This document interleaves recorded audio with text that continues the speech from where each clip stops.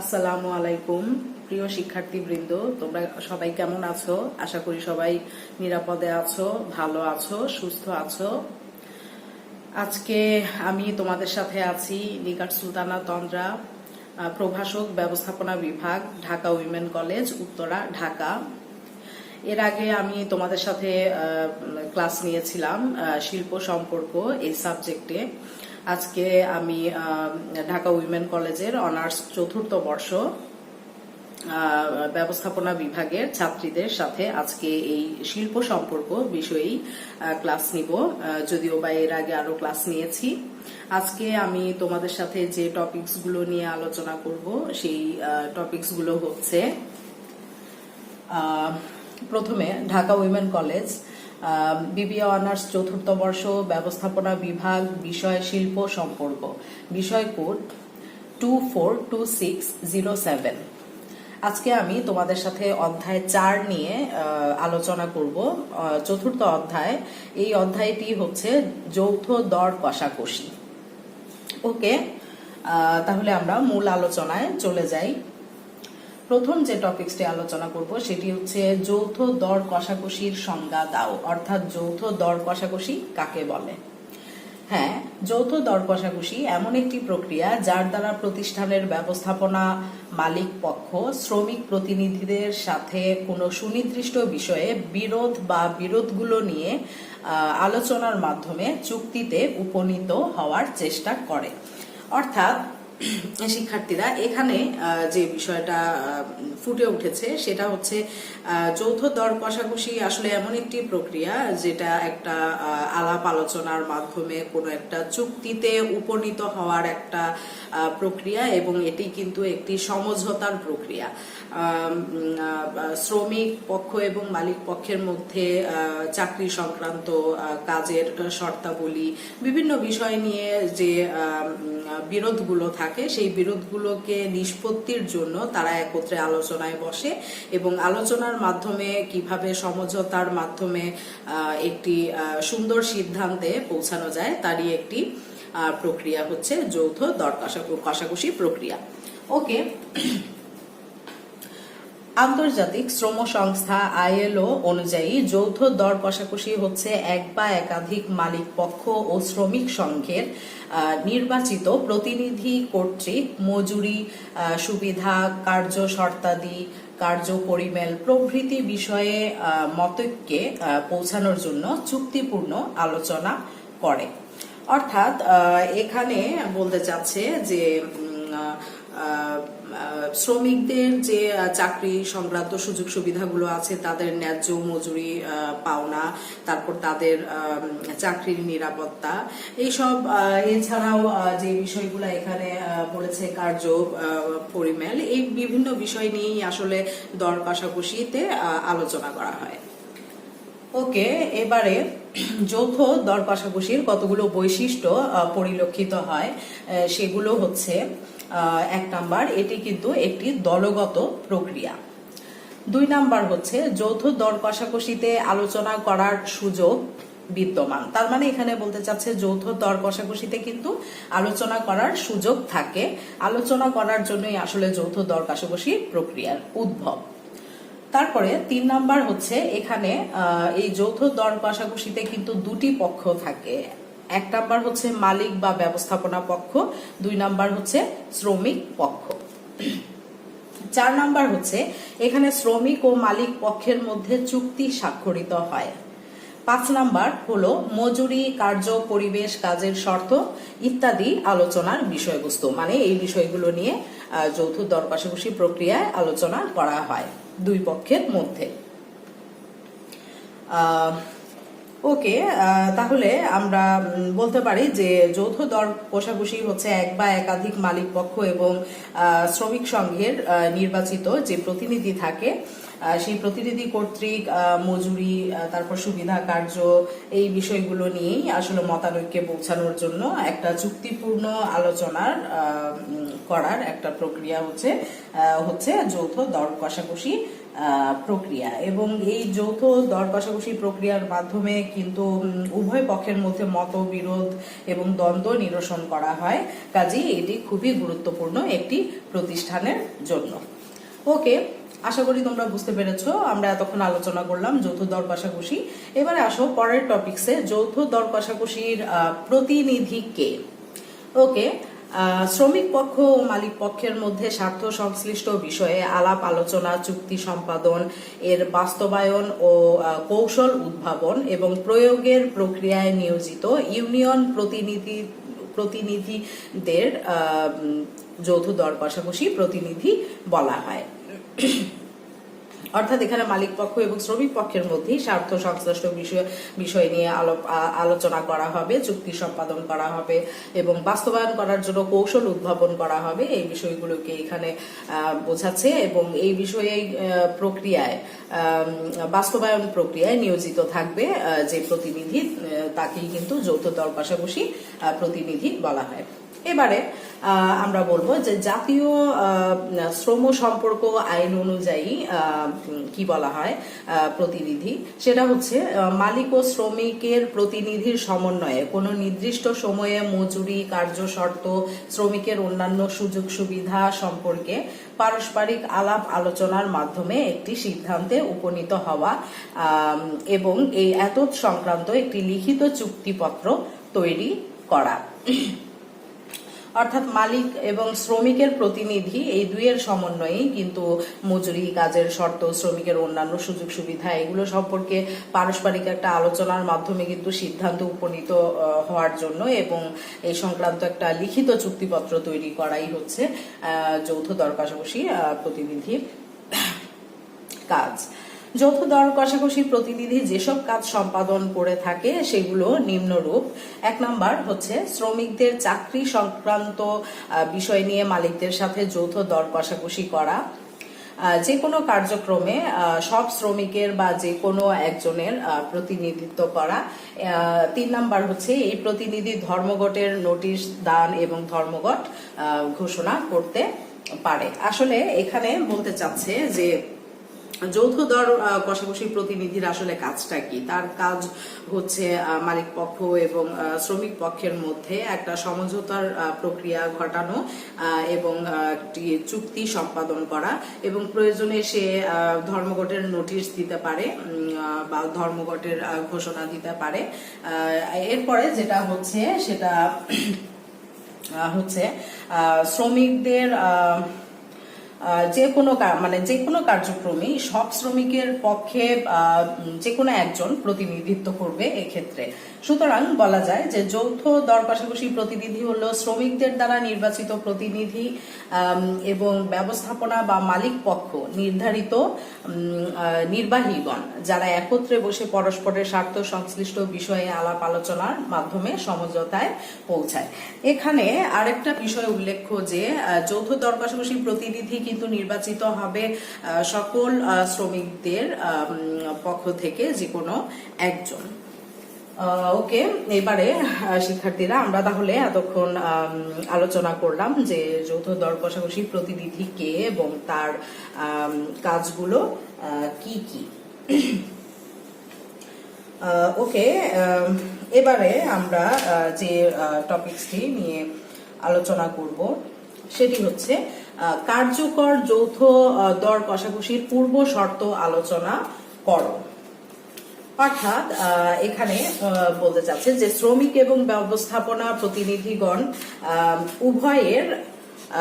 উভয় পক্ষেরই আলোচনায় অংশগ্রহণ করার পূর্বে কতগুলো শর্ত মেনে চলা তাদের কিন্তু প্রয়োজন। যৌথ দর কষাকষির পূর্ব শর্তগুলো নিম্নরূপ। আমরা এখন একে একে যৌথ দর কষাকষির পূর্ব শর্ত সমূহ আলোচনা করব। হ্যাঁ, 1 নাম্বার শর্ত হচ্ছে সংগঠনের স্থায়িত্ব। হ্যাঁ, সংগঠনের স্থায়িত্ব আসলে একটি গুরুত্বপূর্ণ বিষয়। স্থায়ী সংগঠন যৌথ দর কষাকষি প্রক্রিয়া গড়ে উঠতে পারে। অস্থায়ী সংগঠন কিন্তু যৌথ দর কষাকষি প্রক্রিয়া কার্যকর ভূমিকা পালন করতে পারে না। তারপরে 2 নাম্বার হচ্ছে আইন সম্পর্কে জ্ঞান। হ্যাঁ, শ্রমিক পক্ষ এবং মালিক পক্ষকে শ্রম আইন, শ্রমিক সংঘ আইন ইত্যাদি সম্পর্কে কিন্তু অবশ্যই জ্ঞান থাকতে হবে। উভয় পক্ষে যে কোনো পদক্ষেপ সঠিকভাবে তখন নিতে পারবে। তারপরে 3 নাম্বার হচ্ছে সমিতির স্বাধীনতা। হ্যাঁ, যৌথ দর কষাকষি প্রক্রিয়াকে সফল করে তুলতে গেলে শ্রমিক সংগঠন এবং কার্যক্রম পরিচালনার ক্ষেত্রে কিন্তু পূর্ণ স্বাধীনতা থাকতে হবে। এর প্রতি কঠোর নিয়ন্ত্রণ কার্যক্রমকে কিন্তু ব্যাহত করে, অর্থাৎ দর কষাকষির প্রভাব হ্রাস পায় কিন্তু এক্ষেত্রে। ওকে, 4 নাম্বার হচ্ছে শক্তিশালী শ্রমিক সংঘ। হ্যাঁ, যৌথ দর কষাকষির একটি অন্যতম পূর্ব শর্ত হচ্ছে এটি শ্রমিক সংঘের নেতৃবৃন্দ যথেষ্ট শিক্ষায় শিক্ষিত এবং দক্ষ হলে শ্রমিক সংঘ এর নিজস্ব কার্যাবলী ইত্যাদি সম্পর্কে সুস্পষ্ট নীতিমালা থাকা আবশ্যক, কারণ নীতিমালাগুলো পরিচালনার ক্ষেত্রে কিন্তু পথ প্রদর্শক হিসেবে কাজ করে। ওকে, 5 নাম্বার হচ্ছে সুষ্ঠু নীতিমালা প্রণয়ন। যৌথ দর কষাকষিতে শ্রমিক সংঘ এর নিজস্ব কার্যাবলী ইত্যাদি সম্পর্কে সুস্পষ্ট নীতিমালা থাকা কিন্তু আবশ্যক, কারণ নীতিমালাগুলো পরিচালনার ক্ষেত্রে পথ প্রদর্শক হিসেবে কিন্তু কাজ করে। ওকে, তারপরে 6 নাম্বার যেটি আছে সেটি হচ্ছে আন্তরিকতা। হ্যাঁ, আন্তরিকতা বলতে এখানে বোঝাতে চাচ্ছে যৌথ দর কষাকষির ক্ষেত্রে মালিক পক্ষ এবং শ্রমিক পক্ষ উভয়ের মধ্যেই কিন্তু আন্তরিকতা বিরাজমান থাকতে হবে। আন্তরিকতা না থাকলে কিন্তু যৌথ দর কষাকষি প্রক্রিয়া মোটেই সফল হবে না, ব্যর্থতায় পর্যবসিত হবে। ওকে, তারপরে হচ্ছে 7 নাম্বার দায়িত্ববোধ। হ্যাঁ, শ্রমিক সংঘ এবং ব্যবস্থাপনা কর্তৃপক্ষ উভয় পক্ষেরই কিন্তু প্রতিনিধিদের দেশ, জাতি, প্রতিষ্ঠান, শ্রমিক কর্মী ইত্যাদি বিষয়ে সবারই কিন্তু দায়িত্ববোধ থাকা আবশ্যক। দায়িত্ব সম্পর্কে সচেতনতা উভয়কেই বিভিন্ন সিদ্ধান্ত নিতে কিন্তু সাহায্য করে। তারপরে যেটা আছে যে সেটা হচ্ছে রাজনৈতিক পরিবেশ। হ্যাঁ, রাজনৈতিক পরিবেশ অনুকূলে থাকলে যৌথ দর কষাকষি কিন্তু সফল হয়, অর্থাৎ সরকার, জনসাধারণ যদি বুঝতে পারে যে শ্রমিকদের দাবি দেওয়া ন্যায়সঙ্গত, তাহলে কিন্তু যৌথ দর কষাকষি ব্যবস্থা অবশ্যই সফল হবে। এরপরে 9 নাম্বার হচ্ছে জাতীয় স্বার্থের প্রতি শ্রদ্ধা। হ্যাঁ, শ্রমিক পক্ষ এবং ব্যবস্থাপনা পক্ষকে আলাপ আলোচনার সময় জাতীয় স্বার্থের প্রতি অবশ্যই শ্রদ্ধাশীল হতে হবে। তাদের মধ্যকার বিরোধ জাতীয় স্বার্থের পরিপন্থী হলে কিন্তু দেখা যায় যে তাদের দ্রুত সমাধানের পথ খুঁজে বের করতে হবে। এরপরে যেটা আছে সেটা হচ্ছে 10 নাম্বার পারস্পরিক বিশ্বাস ও শ্রদ্ধা। হ্যাঁ, শ্রমিক এবং ব্যবস্থাপনা পক্ষ, মালিক পক্ষের মধ্যে কিন্তু অবশ্যই আস্থা এবং বিশ্বাস থাকতে হবে। সেটা যদি না থাকে তাহলে দেখা যাবে যে যৌথ দর কষাকষি প্রক্রিয়ায় বসলেও কোনো লাভ নাই। দেখা যাবে যে তাদের মধ্যে সমঝোতা আসবে না এবং চুক্তি সম্পাদন হবে না। তারপরে যেটা আছে সেটা হচ্ছে 11 নাম্বার অশুভ শ্রম কার্য পরিহার। তার মানে যৌথ দর কষাকষি সাফল্যের জন্য শ্রমিক প্রতিনিধি এবং ব্যবস্থাপনা পক্ষকে অশুভ কার্যকলাপ থেকে কিন্তু বিরত থাকতে হবে। তাদের লক্ষ্য হবে সাধারণ উদ্দেশ্যের ঐক্য প্রতিষ্ঠা করা। এরপরে যেটা আছে 12 নাম্বার উভয় পক্ষের বোঝাপড়া। হ্যাঁ, শ্রমিক সংগঠন এবং ব্যবস্থাপনা উভয় পক্ষের মধ্যেই পারস্পরিক দৃষ্টিভঙ্গি এবং মনোভাব সম্পর্কে একটা স্বচ্ছ বোঝাপড়া থাকা আবশ্যক। এক পক্ষ অপর পক্ষকে সম্মান করতে হবে। এই পারস্পরিক বোঝাপড়া এবং স্বীকৃতির ফলে কিন্তু একটা ঐক্যমত্যে পৌঁছানো সম্ভব হবে। তারপরে যেটা আছে 13 নাম্বার যে প্রাসঙ্গিক তথ্য উপস্থাপন। হ্যাঁ, প্রাসঙ্গিক তথ্য উপস্থাপন এটি গুরুত্বপূর্ণ বিষয়। শ্রমিক সংঘের কাছ থেকে যুক্তিসঙ্গত মীমাংসার জন্য যেসব বিষয় উপস্থাপন করা হবে সেই সম্পর্কে কিন্তু প্রাসঙ্গিক তথ্য উপস্থাপন করতে হবে এবং সংবাদ ইত্যাদি যুক্তি সহকারে উপস্থাপন করতে হবে। আলোচনা টেবিলে প্রাসঙ্গিক তথ্য এবং ঘটনা হাজির করা কিন্তু আবশ্যক। ওকে, তাহলে আমরা যৌথ দর কষাকষির পূর্ব শর্তগুলো আলোচনা করলাম। এই শর্তগুলো যদি সুষ্ঠুভাবে পালন করা হয় যথাযথভাবে, তাহলে কিন্তু যৌথ দর কষাকষি প্রক্রিয়াটি সফল হবে। তাহলে শিক্ষার্থীরা, আশা করি তোমরা বুঝতে পেরেছো। এবারে আমরা যে টপিকসটি নিয়ে আলোচনা করব সেটি হচ্ছে যৌথ দর কষাকষির সমস্যাগুলো আলোচনা করো। তারপরে যৌথ দর কষাকষিতে আসলে কি কি সমস্যা থাকে বা বিরাজমান থাকে সেগুলো আমরা একে একে এখন আলোচনা করব। যৌথ দর কষাকষি প্রক্রিয়ায় নানান ধরনের সমস্যা রয়েছে। উভয় পক্ষের সমতা পরীক্ষা, দলগত স্বার্থ সংঘাতের কারণে এই প্রক্রিয়ায় সমস্যার সৃষ্টি হয়। শ্রমিক পক্ষ মাঝে মাঝে এমন আচরণ করে যেন তারা ক্ষমতার দ্বন্দ্বে অবতীর্ণ হয়েছে, এরকমই বোঝায়। ওকে, তাহলে যৌথ দর কষাকষির সমস্যাগুলো আমরা এখন আলোচনা করব। 1 নম্বর হচ্ছে শ্রমিক সংঘের একগুঁয়েমি। অর্থাৎ এইখানে বলতে চাচ্ছে যে যৌথ দর কষাকষিতে আসলে এই সমস্যাটা দেখা যায় যে শ্রমিক সংঘ এবং মালিক পক্ষ যখন একত্রে একসাথে টেবিলে বসে, তখন তারা এই সুযোগটা পেয়ে দেখা যায় যে শ্রমিক পক্ষ তাদের সিদ্ধান্ত নিয়ে একগুঁয়েমি প্রকাশ করে, আবার মালিক পক্ষ প্রকাশ করে। এতে আসলে তারা কোনো সমঝোতায় পৌঁছাতে পারে না। তারপরে 2 নাম্বার হচ্ছে শিল্পের দুর্বল অর্থনৈতিক ভিত্তি। হ্যাঁ, শিল্পের কিন্তু অর্থনৈতিক ভিত্তি দুর্বল থাকলে শ্রমিকদের আশা অনুযায়ী মজুরি প্রদান করা যায় না, ফলে শ্রমিকগণ মনক্ষুণ্ণ হয়। তার যার প্রতিক্রিয়া কিন্তু উৎপাদনের উপরে পড়ে। ঠিক আছে। তাহলে শ্রমিকরা তাদের সংঘের মাধ্যমে মালিক পক্ষের উপরে অব্যাহতভাবে কিন্তু তাদের দাবি আদায়ের লক্ষ্যে চাপ প্রয়োগ করতে পারে। ওকে, তারপরে 3 নাম্বার হচ্ছে ব্যবস্থাপনার কঠোরতা। হ্যাঁ, এখানে আমি যে বিষয়টা বলতে চাচ্ছি যে মালিক এবং শ্রমিক পক্ষ উভয়েরই দেখা যায় যে তাদের সিদ্ধান্তের ব্যাপারে এক ধরনের অনড়তা বা কঠোরতা প্রকাশ পায়, যে কারণে যৌথ দর কষাকষি প্রক্রিয়া থাকার পরেও কোনো সফলতা আসে না বা এর কোনো সুফল পাওয়া যায় না। তারপরে যেটা আছে সেটা হচ্ছে শ্রমিক প্রতিনিধিদের সুবিধা দান। মাঝে মাঝে ব্যবস্থাপনা সব শ্রমিককে সুবিধা প্রদান না করে শ্রমিক প্রতিনিধিদের সামান্য সুবিধা প্রদানের মাধ্যমে সমস্যা সমাধানের প্রয়াস চালায়। এতে কিন্তু শ্রমিকদের আন্দোলন ফলপ্রসূ হয় না। আচ্ছা, তারপরে যেটা আছে 5 নাম্বার, আইন সম্পর্কে পর্যাপ্ত জ্ঞানের অভাব।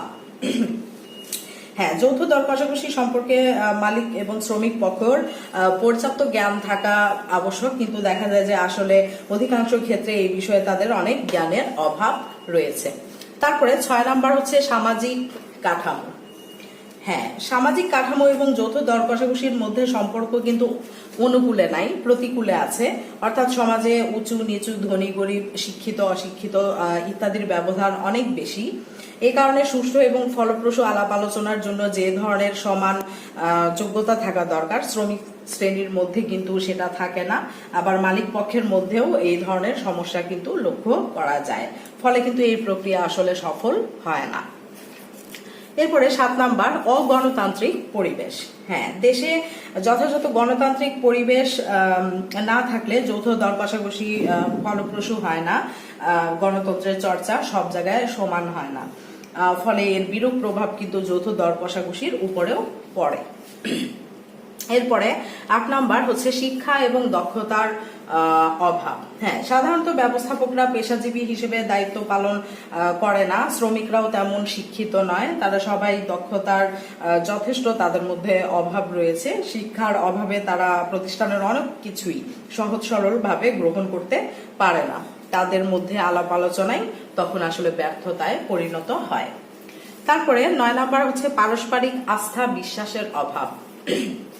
এটা আমি এর আগেও বলেছি যে ব্যবস্থাপনা এবং শ্রমিক পক্ষ দুই পক্ষের মধ্যেই কিন্তু আস্থা বিশ্বাস থাকতে হবে, একে অপরকে প্রতিদ্বন্দ্বী ভাবা যাবে না। এতে আসলে সংঘাতময় পরিবেশের সৃষ্টি হয়, সমঝোতা আসে না, তাহলে এটা একটা সমস্যা। এরপরে 10 নাম্বার হচ্ছে আঞ্চলিকতার প্রভাব। হ্যাঁ, আধুনিক শিল্প এলাকায় আঞ্চলিকতার প্রভাব অত্যন্ত প্রকট। বর্তমানে এই আঞ্চলিকতার প্রভাবে কিন্তু নিরপেক্ষভাবে শ্রম ব্যবস্থাপনা সম্পর্ক প্রায় বিলুপ্ত হতে চলেছে। তাহলে আমরা দেখলাম যে যৌথ দর কষাকষিটা আসলে একে একে আমরা এই সমস্যাগুলো আলোচনা করলাম। আমাদের দেশে আসলে এই সমস্যাগুলো অনেক বেশি লক্ষ্য করা যায় এবং এই সমস্যাগুলো থাকার কারণে দেখা যাচ্ছে যৌথ দর কষাকষি প্রক্রিয়া কখনো সফল হয় না। কাজে আমরা আশা করব যে এই সমস্যাগুলো যদি মানে যতটুকু সম্ভব কমিয়ে আনা যায় তাহলে যৌথ দর কষাকষি প্রক্রিয়া সফল হবে এবং শ্রমিক পক্ষ এবং মালিক পক্ষ উভয়েরই আসলে দৃষ্টিভঙ্গির পরিবর্তন করা আবশ্যক। তাহলে শিক্ষার্থীরা আমরা একে একে এই টপিকস গুলো আলোচনা করেছি, আশা করি তোমরা বুঝতে পেরেছো। বাসায় তোমরা এই টপিকস গুলো অবশ্যই দেখবে এবং বুঝে পড়ার চেষ্টা করবে। আর আশা করি তোমরা বাসায় নিয়মিত নোট করবে এবং প্রত্যেকটা যে জাতীয় বিশ্ববিদ্যালয়ের কোয়েশ্চেন আছে সেগুলো তোমরা অনুশীলন করবে, তাহলে আশা করি তোমাদের রেজাল্ট ভালো হবে। আর যদি কোনো সমস্যা থাকে, তোমাদের না বোঝার মতো কোনো বিষয় থাকে, অবশ্যই তোমরা আমার সাথে যোগাযোগ করবে। আজকে তোমাদের সাথে আমার ক্লাস এ পর্যন্তই। তোমরা সবাই ভালো থাকো, নিরাপদে থাকো, সুস্থ থাকো। আল্লাহ হাফেজ।